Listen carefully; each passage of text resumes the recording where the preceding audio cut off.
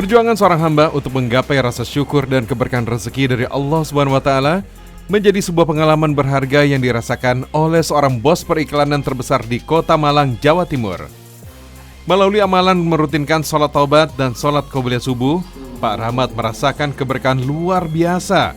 Selain lolos dari kecelakaan yang hampir merenggut nyawa, ia berhasil melewati hutang miliaran rupiah. Kejadian itu sekaligus menjadi titik kisah Pak Rahmat dalam melihat kecintaan Allah Subhanahu wa taala kepada dirinya. Kini Pak Rahmat menjadi sosok miliarder yang penuh rasa syukur dan dikenal sebagai sosok yang baik dan dermawan. Masya Allah.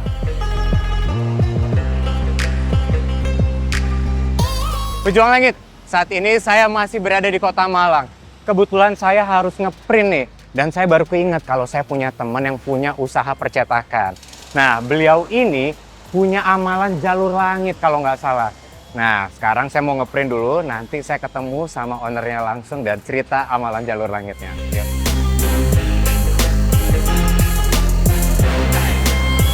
Wah, assalamualaikum Mbak. Mbak, saya mau konsul dulu, mau ngeprint nih. Ya.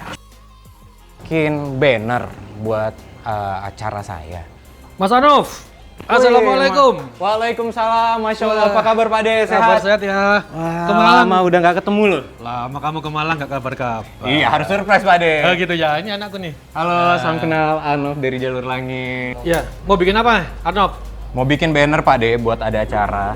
Biasalah, acara-acara anak muda Pak De. Oke, Pak De, ini boleh. lama nggak kesini, sekarang usaha makin sukses nih Pak De. Alhamdulillah. Kelihatan makin sehat, makin segar, makin muda justru. Makin subur ya. Ya alhamdulillah, Arnop. Pejuang Langit, saking akrab dan dermawannya Pak Rahmat dengan para karyawan, beliau dikenal dengan panggilan hangat Pak D.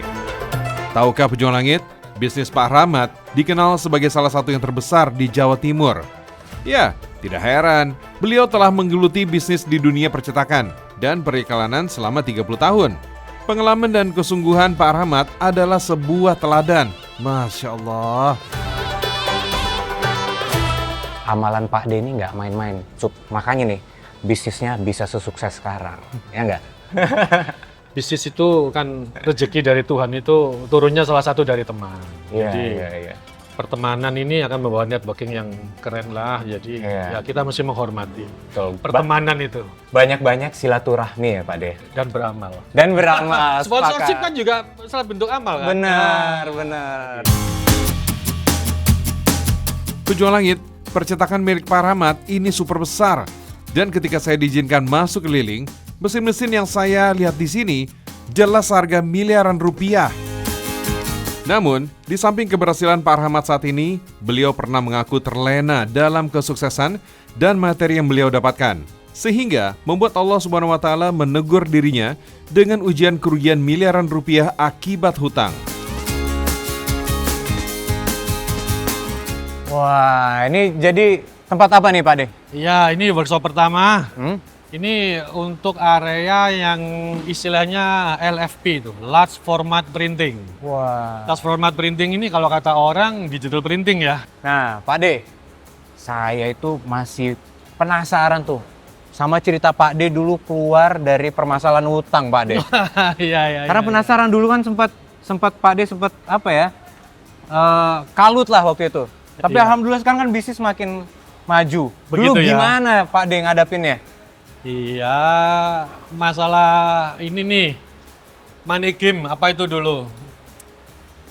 Investasi bodong. Nah, Investasi bodong, ya. Ada suatu masa memang saya ini menjadi greedy, menjadi nggak cukup, nggak pernah qanaah, nggak pernah merasa bersyukur kali ya, kurang aja duit gitu. Terus akhirnya saya mencoba masuk ke suatu permainan uang atau money game atau investasi bodong yang sekarang disebut orang. Itu mengakibatkan kehancuran bisnis beneran. Aduh, sakit bang. Uangnya hanya puluhan juta, saya harus menanggung hutang miliaran. ah serius ini? Serius. Cuman mungkin ini nih ya, sekali lagi mungkin saya nggak berani untuk bilang kita ini dagang dengan Tuhan, nggak. Ya. Tapi saya merasa saya mendapatkan hasil dari sebuah tekad kuat saya itu adalah satu. Saya nggak pernah mau ninggalin utang Oke. kepada perusahaan dan anak istri pasti. Ya. Yang kedua, saya nggak bikin orang ini sengsara. Money game ini dulu atau investasi bodong ini dulu orang itu ngumpulin duit ke saya. Ya.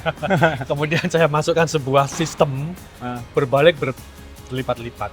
Tanpa seseorang ini harus bekerja keluar keringat, tanpa harus berpikir tentang produksi dan sebagainya. Ternyata ini benar-benar terbukti bahwasanya seseorang itu akan mendapatkan hasil setelah orang ini berusaha. Betul. Manjada wajada.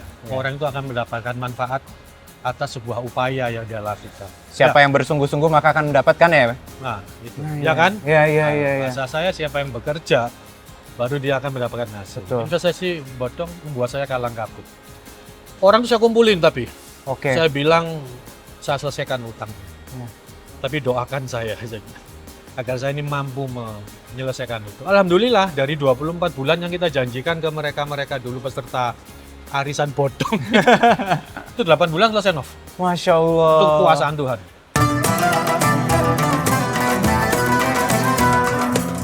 Masya Allah pejuang langit, lepasnya belenggu hutang dan ganti rugi miliaran yang lancar ini ternyata berkah dari amalan Pak Rahmat di jalan Allah. Salat tahajud dan tobat rutin beliau jalankan. Curahan hatinya selalu disampaikan kepada Allah Azza wa Jalla. Beliau paham, hutang itu kewajiban yang harus dituntaskan. Karena hutang bukan masalah ringan. Kalau nggak selesai di dunia, tanggung jawabnya sampai di akhirat. Guru saya pernah bilang, dalam hadis Nabi SAW, orang yang tidak melunasi hutangnya akan bertemu Allah di hari kiamat sebagai pencuri. Rasulullah SAW bersabda, barang siapa yang berutang, lalu ia berniat tidak membayarnya, maka dia akan bertemu dengan Allah pada hari kiamat sebagai pencuri.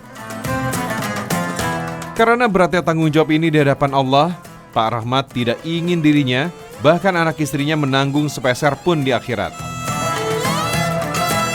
Saya nggak ngerti dari mana rezeki itu bisa datang. Iya. Saya hanya punya dengan mesin yang sama, dengan tempat usaha yang sama, tapi dengan tekad kuat, saya kepingin menyelesaikan hutang piutang saya kepada orang, tidak mau meninggalkan sengsara kepada orang lain. Ya dari hati kecil aja nggak terima gitu rasanya meninggalkan duka buat orang, susah. Bayangin mereka itu harus menggadaikan rumah, menggadaikan pensiunnya mereka untuk gabung dengan saya. Kemudian sistem ini hancur dan kita tidak berbuat apa-apa buat mereka. Kok zalim banget gitu. Nggak ngerti itu hati kecil aja ya merasa. Kalau saya tidak melakukan itu, yang akan saya dapat doa buruk kali ya dari orang ya. Nama hancur pasti ya? Nama hancur. Yang kedua doa buruk. Yang ketiga belum lagi sengsara yang ditimbulkan karena itu diderita oleh anak istrinya. Pejuang langit, urusan tanggungan dengan orang lain itu berat. Taubat kepada Allah saja tak cukup, harus diselesaikan juga dengan orang yang terlibat. Pak Rahmat sangat takut jika ada yang pernah merasa dirugikan oleh beliau, hingga merasa terzolimi dan mendoakan keburukan. Tahukah pejuang langit, doa orang yang dizolimi itu mustajab. Kata guru saya, tidak ada hijab antara doa orang terzolimi dengan Allah. Makanya, Rasulullah SAW mengingatkan kita untuk berhati-hati. Jangan sampai menganiaya atau menzolimi siapapun. Jika mereka berdoa, Allah pasti mengabulkan. Bahkan sekalipun orang itu kafir. Rasulullah SAW bersabda, hati-hatilah terhadap orang yang terzolimi, meskipun ia kafir. Sesungguhnya tidak ada penghalang baginya. Pak De, tadi ikhlas dan segala macam. Kalau amalan-amalan berkaitan sama ibadah gimana nih? Oh, ibadah. Saya meyakini sebuah tuntunan nih, Nov. Ya. Ada suatu cerita seseorang ini dihisap mau masuk neraka. Ya.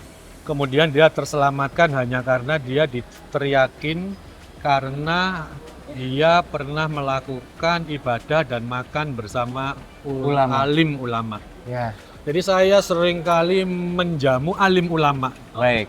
Siapapun, di level apapun. Satu. Ya. Yang kedua, mereka pasti menyemangati saya dan mengingatkan saya untuk melakukan beberapa amalan. Satu, yang pasti ya.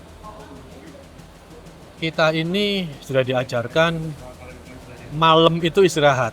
tetapi di tengah malam. Ya. Di 2/3 malamnya adalah kita ini menangis kepada Tuhan. Apa isinya? Tahajud.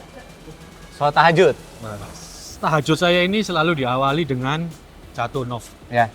Saya awali 2 rakaat sunnah taubat. Oke. Karena mengapa? Saya merasa diri saya ini kotor, banyak salah di bisnis maupun dalam pergaulan maupun dalam kehidupan pribadi. Iya. Saya sholat dulu. Yang kedua, saya lanjutkan dengan sunat hajat 2 rakaat. Baik. Apa ini tujuannya? Saya ini nitip-nitip nih kepada Sang Khalik. Kami punya hajat begini, kami punya tempat kerja begini, kami punya mimpi-mimpi itu begini. Ya. Ini perlu kita ceritakan, perlu kita keluh kesahkan. Benar. Ya kan? Ya, kemudian setelah sholat 2 rakaat sholat malam ini, maka menyambung ke sholat subuh. Baik. Sholat subuh ada amalan antara malam dan fajar. Itu ada sholat sunnah apa itu? 2 Qobliyah. rakaat qobliyah subuh. Qobliyah subuh. Apa yang diajarkan? Bahwasanya seseorang yang menjalankan sholat qobliyah subuh sesungguhnya nilai dari qobliyah ini jauh lebih Baik. besar, Ya, besar. jauh lebih berharga Ya. dari dunia dan Dan seisinya. Masya Allah. mungkin itu ya. Ya. Dilanjutkan sholat subuh, saya kasih parkir, saya kasih marbot masjid, Baik. Sedekah. bergantian. Ya. Itu niatkan sedekah subuh. Baik. Masya Allah. Sedekah subuh ini insya Allah ya, aku nggak ngerti tapi saya sangat meyakini amalan-amalanku. Ya. Mungkin itu yang banyak membantu.